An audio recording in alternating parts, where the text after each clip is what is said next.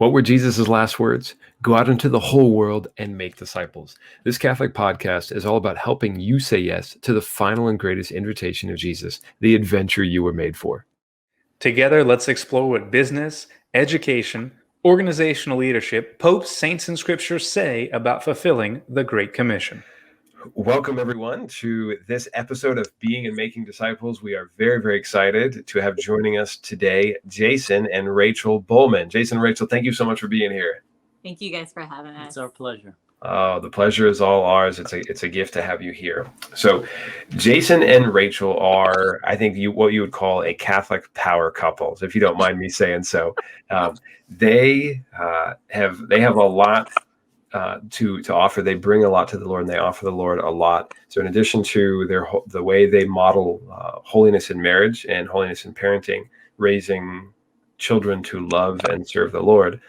They are also involved in a variety of different ministries. So one of those is that the Bulmans opened up their home to start a young adult ministry and really practiced the fundamental Christian virtue of hospitality. And in that, evangelized dozens and dozens and dozens of young adults. And it's such a simple model that really anybody can follow, that I can't wait to talk a little bit more about that.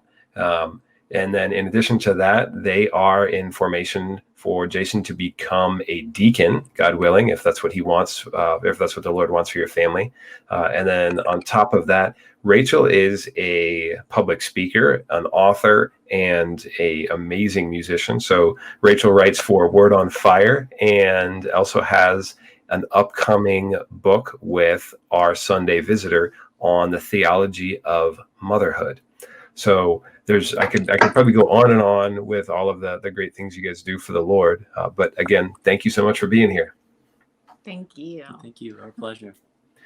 So one of the things that we want to discuss in this podcast is really the reasons for having hope with what God is doing in the church. And I think if we have eyes to see, grace abounds, and the Lord is doing so much. And it really, just like with the Blessed Virgin who said yes and ushered in the salvation of the world, when we say yes to him and open our hearts and our homes, then he does great things through us. So one of the really fruitful ministries that I've heard about in our diocese, and it's interesting that it's like just on the domestic scale, is the young adult ministry that you all ran out of your home up until very recently. So could you tell us a little bit more about that? I mean, it really is kind of a mystery, I think, even to us, when the fact that you even heard about it is kind of astounding. And it started very simple. I mean, I would say that the core of our ministry is the family. Starts with our marriage and our children, and really striving for holiness in our home. And Rachel and I, we've been doing young adult ministry ever since we got married. It's funny. We tell people, like, ministry has been kind of like a big part of our marriage, of our early life, and even having children and that kind of thing. And we had the blessing of having seminarians in our lives as well, that sort of helped form our first young adult ministry that we did with Amanda, who you know very well, Amanda Livermore. And so it was such an organic process. Mm-hmm. When you say very organic, the way it happened for us.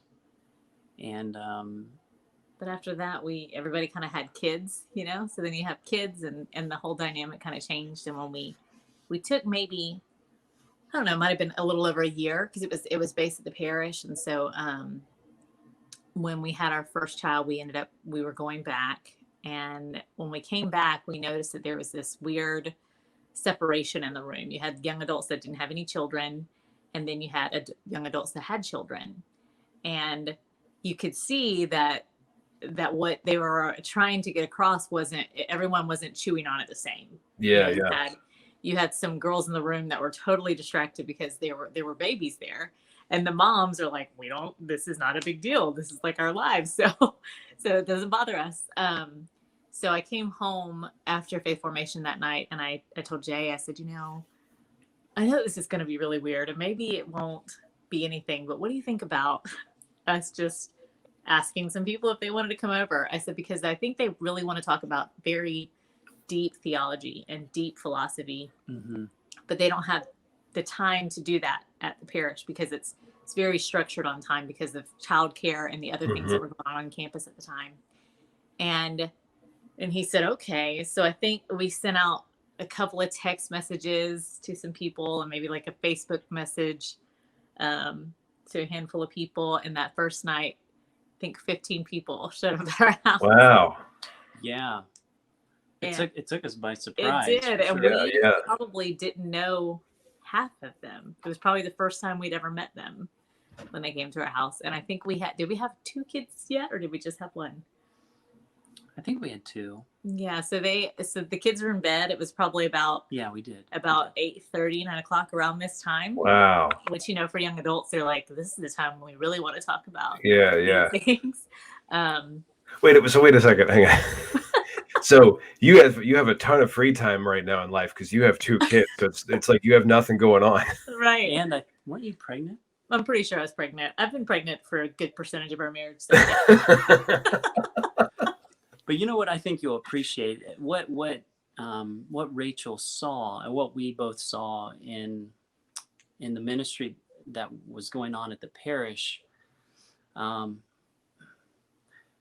Sometimes we get a little bit lost, I think, in like methodologies or programs or actually, I think some guys wrote a book about that. Yeah, anyway, something. I figured maybe they'd know something about that.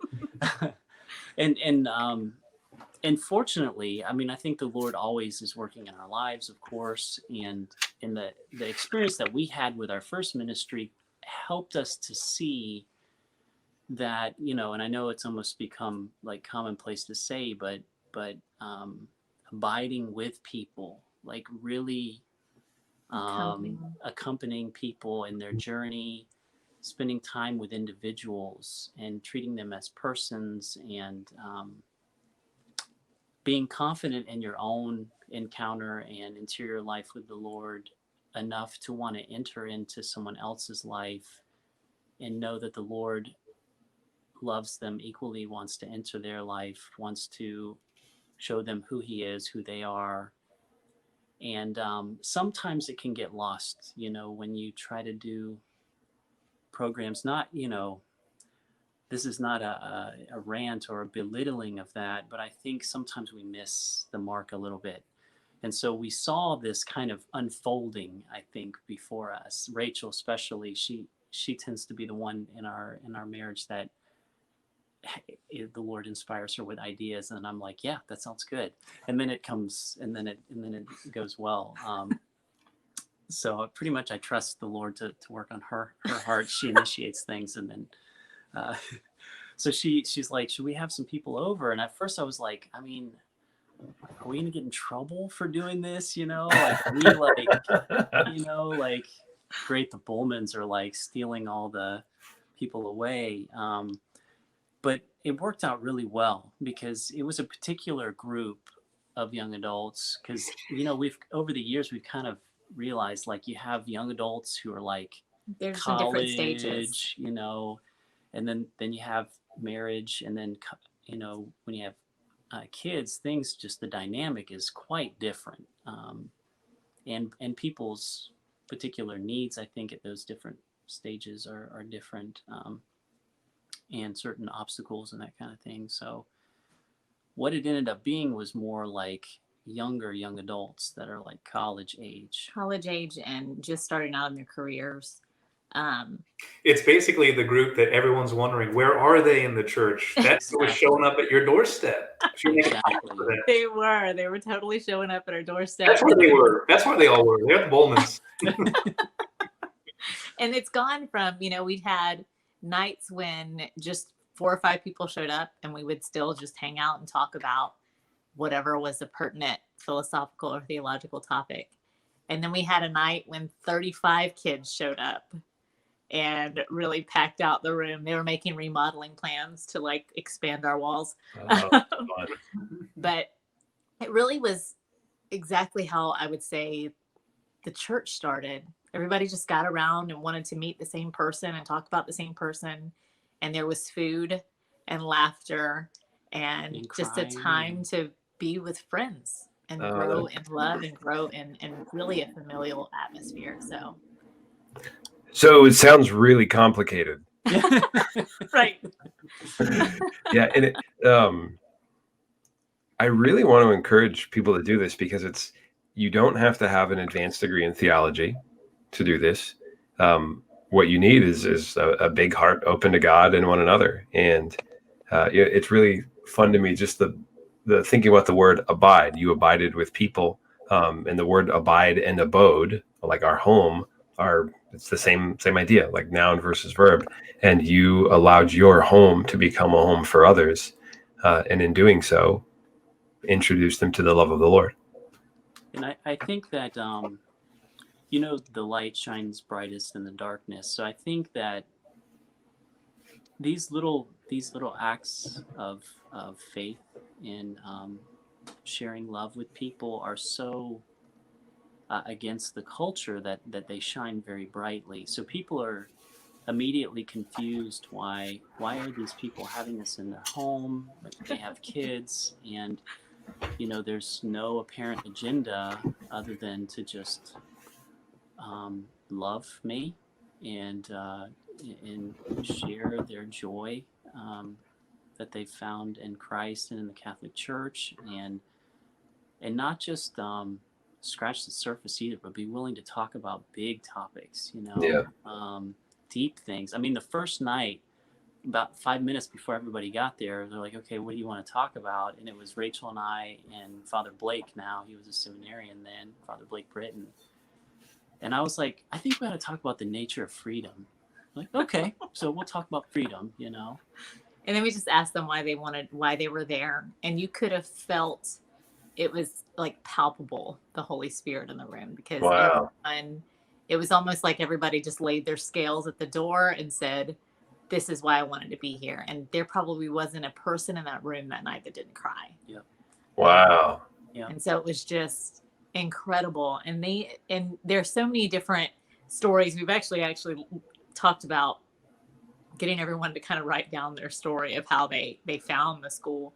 There's one young lady who is actually from Texas, and she had come into town, moved to Orlando. She went to YCP. And when she was at YCP, she asked someone about a young adult group, and someone told her that she should find the Bulmans in Lakeland. So she was actually living in Lakeland. So it worked out perfectly. And the rule was that if you found out about the school, it was kind of like a secret society, which I'm slightly embarrassed to say that, because you would come up to the house and our garage door would just open at 8:15 and all these young adults would come in. But they're all in our garage, like in our yard. Our neighbor was super confused about what was happening at our house once a week. He's like, what are y'all doing once a week? You had a speakeasy in your garage. Yes, exactly. But she came in, she didn't know anyone, had never met us. She had emailed me and came in and is now like family. So she is she lived here about a year and a half and she moved back to Texas, but she still comes back and visits us, which is fantastic. Yeah. And it's just turned in. There's so many stories like that where, I didn't know them and I walked through their garage and it became a second home to me. So that makes me so happy to hear. I mean, just that like somebody found a home, because I think that we have so many adults who are going to in transition out of college into career, and family life hasn't started yet. But family life it's a part of being Christian. It's a part of following God, because it's inescapable that we belong to the family of God, and that we have brothers and sisters in the Lord, and we have our elders, and then there's the younger people for whom we're responsible. But if there's no opportunity to live in that reality, then I think the faith it's like too thin, and it doesn't give us the substance that it's meant to have. Yeah, I totally agree. And I think a lot of people, because of the way that we've kind of structured our boxes of ministry, we tend to only think about that my ministry must be in this box. Like if I can't find something in here to do, but the Lord called everyone particularly to something. Yeah. And for us, it was to do that. There may be a time the Lord calls us to not do that anymore, or calls us into something else. But whatever that is on your heart to extend to other people, to meet some sort of need for them, it ends up being a need that you need to meet as well. And so our family really expanded in a way that we didn't know that it was meant to expand. Yeah. And so I think a lot of people need to just think about ministry as a way of life. Yeah. Like my life has to be a ministry. What's your ministry? Is to love God, love other people, and figure out the best way to do that for you. Yeah. So I also go ahead, Justin. I really admire how, you were in the middle of growing your family when you did this, because sometimes folks might think, oh, I just can't write. And our primary vocation is our family, of course. So we've got to set up boundaries and at times like that and discern those things. But I think it's easy to think like now's just not the right time. Now's just not the right time. But we need to always be available. We never know when the Lord is going to call us. So I love that quote, Rachel. That's very quotable. We need to view our life as a ministry every moment, and also that I'm sure we're at different times. I'm guilty as charged that you leave that ministry meeting and then you're in a bad mood at the grocery store, or you're rude to the clerk at the checkout counter. It's like, no, everything you do should be a ministry, not when you're in your program box. Right. Exactly. Yeah. So it sounds like your ministry was really Trinitarian in the way you opened your home and allowed your marriage to be a sacrament of the love of the Trinity for these young adults who are coming to be with you. I think it's a maturing process on so many levels because, like Bishop Barron often says, your life is not about you, right? So we are by nature, because God himself even lives for the sake of the Father pouring out himself for the Son pouring himself out, and they find their identities in one another. The same is true in marriage, the same is true with your kids, to where you could even make an argument, and I think this is true, and it's been our experience, that even your family is not for itself, right? It becomes a sacrament for the world. It becomes a sacrament for other families. It becomes a means of grace. And there's a temptation, I think, at every level to be inclusive or exclusive to other people, to sort of like turn in on yourselves. And I mean, my gosh, I could talk about this all night, but I mean, even when it comes to kids and going to school and stuff, there's a temptation to want to just like keep your kids away from the entire world but there's something very not natural about that. And I'm telling you what, the devil would very quickly strike at us right before we would have these young adult ministries. We had every excuse in the world in our mind that we would go through to not have it tonight, because one kid is throwing a fit, or someone's sick, or whatever you might come up with. But for whatever reason, we knew, I think, in the bottom of our hearts that was not the right answer. We should still do this. And even if the kids woke up and they came out into the room and we're all having this deep conversation, they're running around or whatever, and it's 10 o'clock at night, it was all the more beautiful. And honestly, I don't regret a single one of them. And I think that was a huge witness. I don't think you can measure the depth of that witness to those young adults.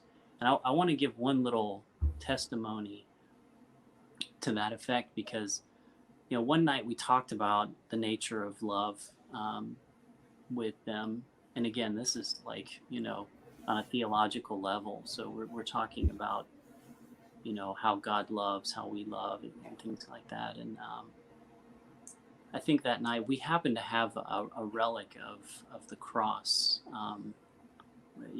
By chance we had a relic of the cross that Christ himself was crucified on. So we did this like time of prayer with the cross, and everybody got to hold it for a minute. And we passed it around, and then we talked about, when was love first distorted for you, that kind of thing. And then we talked about, when did you first see authentic love lived out, among people. And again, this is not to toot our own horn here, but several of the young adults said that they didn't believe marriage could be, that they didn't think that authentic love in the family was a real thing, like was a possibility until they met us. You can't put a price on that. We changed those people's lives forever. And they changed ours. And they changed ours. And that's something that I will never forget and that I hang on to with all that I can. Being a father, I know that I'm safe if I'm loving my wife well and I'm loving my children well. And if people see that, huge witness, and having young adults come over and see that that's possible gives them hope to do the same. Yeah. That's pretty special. And I think that's good motivation for people to be willing to try something like that. So whether it's opening up their own homes, which I hope more people do, or really whatever ministry God is inviting people to engage in. A couple questions that I'm really curious to hear your answer on, and I'll say them both just to see which one you want to answer first. I think it makes a lot of people nervous to talk about the story of Jesus and then to talk about what the Lord has done for them. So I would just love to hear your advice to people on kind of letting go and just getting started in that. And then for people who hear your story and there's a stirring in their heart and they say, I want to do something like this, what advice would you have for them on getting started? Those are two really, really good questions. I think you start. Unless you. So everybody's situation is different. For me, it's rather easy in a sense that so I lived a lifestyle where I kind of fell flat on my face in college. Tried a lot. No one ever does that. Right, I know. So I am excited about the work that the Lord has done in my life. It is the most real thing to me. I have, no doubts in my mind about the presence of Christ in my life. And so for me, there's nothing that I want more for other people because having been myself saved by his love, and so convinced now of the belovedness of each one of us that I can't help but speak of it. Now, I know that's not true of everybody, and everybody's experience is different. So as far as advice, I think that if you really feel something stirring and you really feel like the Lord is calling you to do something, then you just have to start out every one of those actions with the same question, which is why and who. Why am I doing this and who am I doing this for? And if your why and your who are not the same, which is Jesus and to share him with the world, then you have to take a pause. Because what's going to happen is you may fail, it may be amazing. There may be all these people that show up. There may be no one that shows up, or there may be the one person that shows up and you change their life forever. But if you're doing it for any other reason, then you're going to have a pass fail rate that's not based on eternity. And it really should be always seen in that light, always seen in the light of the incarnation. And to go back and talk about just a little bit about why it's important for people to get comfortable with their own salvation history, their own redemption story, is that Gabriel was 4 years old. He came in the bedroom one night and he said, I'm really scared. I need to tell you, I had a really bad dream. And so he got in the bed and I said, can you tell me what the bad dream was? And he said, no. He said, I'm really worried about telling you because is it going to make you scared if I tell you? And I told him, I said, buddy, if you never remember anything that mommy says for the rest of your life, know that when something is scary or when something is good, you should always share it because someone always wants you to keep it to yourself and make you feel like you're alone. But it can be used to empower people, or it can be used for something good, but it's never meant to be something that you carry alone. And the same thing can be said about your salvation history, your redemption story. There's something that's going to empower other people to know that God is chasing after them, that he's still there in their stories. You know, God is very much part of our own drama, and he's been there this whole time. It's not about us introducing him to them like out of nothing. It's for us to say, this is where he's been all along. He's been in this the whole time. And every time that someone shares that story, you're always going to be able to shed that light for other people.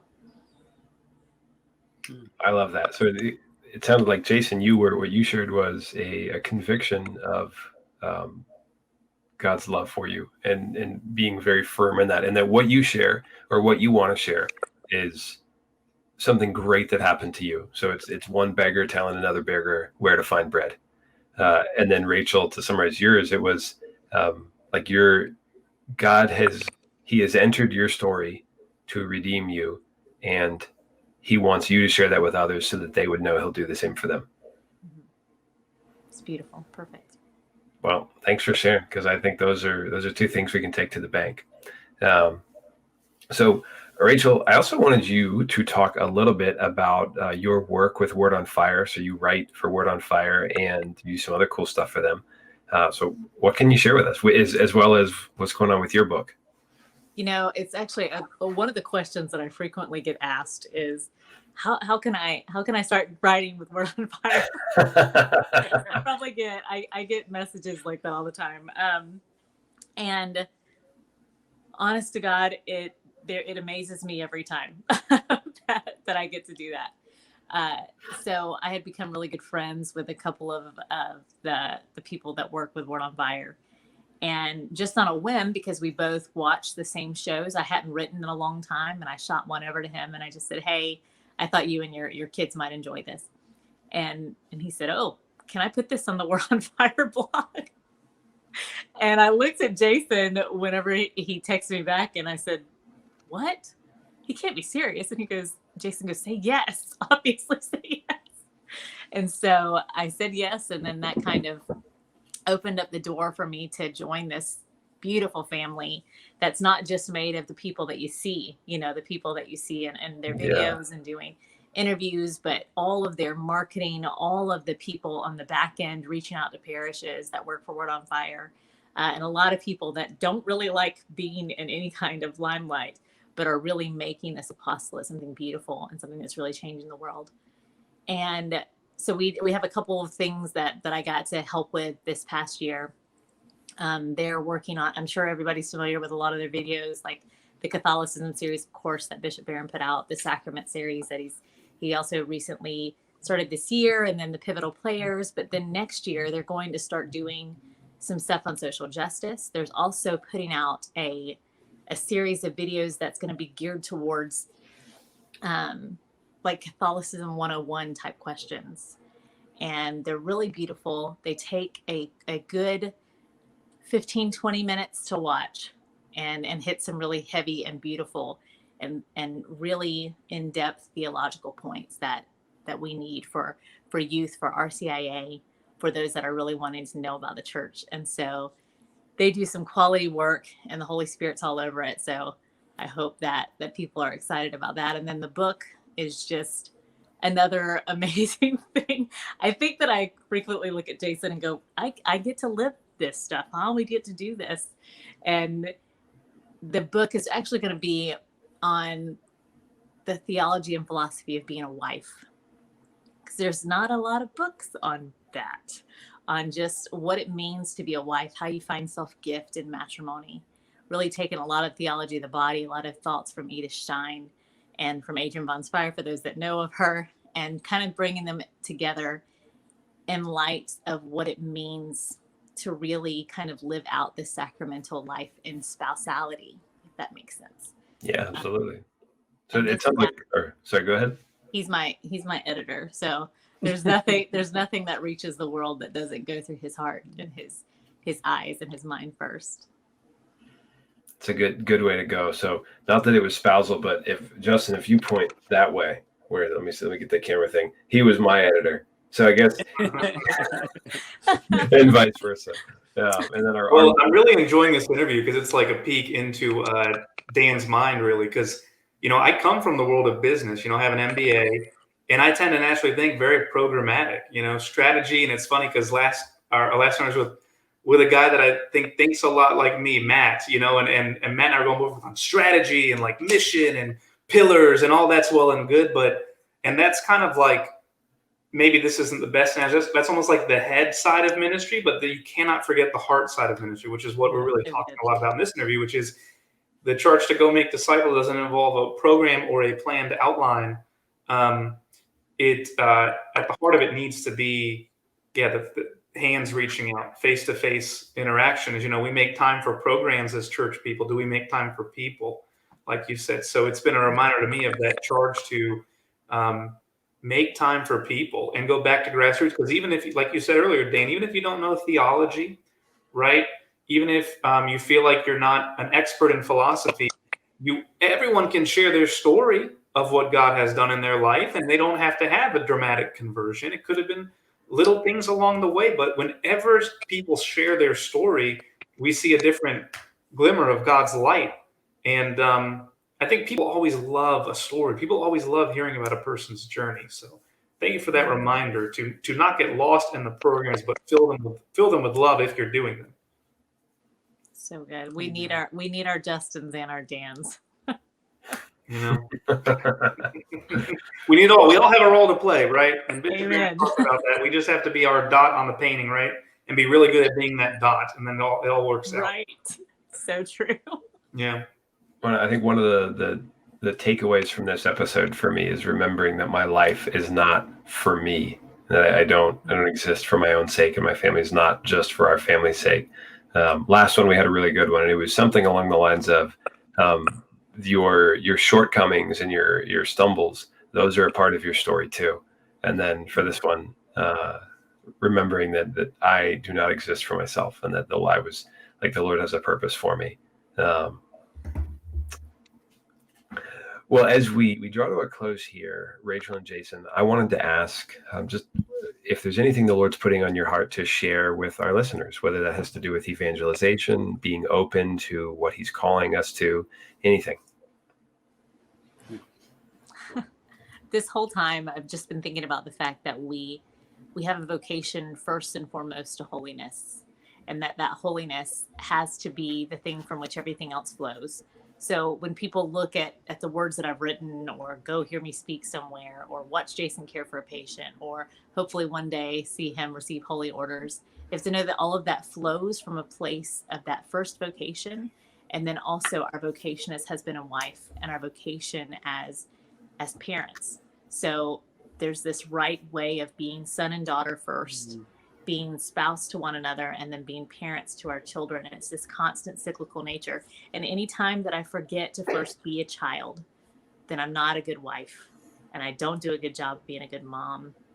And so wherever you are right now in like your vocation walk with life, with your whatever your vocation finds you at right now, whether you're single or you're married or you're chasing kids around the house, or there's no kids in the house anymore, the Lord is still calling you to have self-gift in this moment. So just like Dan was saying, like none of this is for you.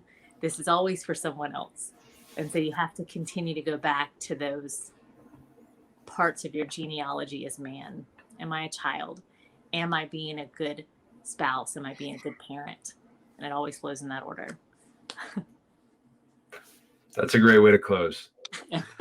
Well, thank you both so much. Please count on our prayers, and know that we're very grateful for you. And to all the listeners, thank you so much for joining us. God bless you. We're praying for you, and look forward to the next one.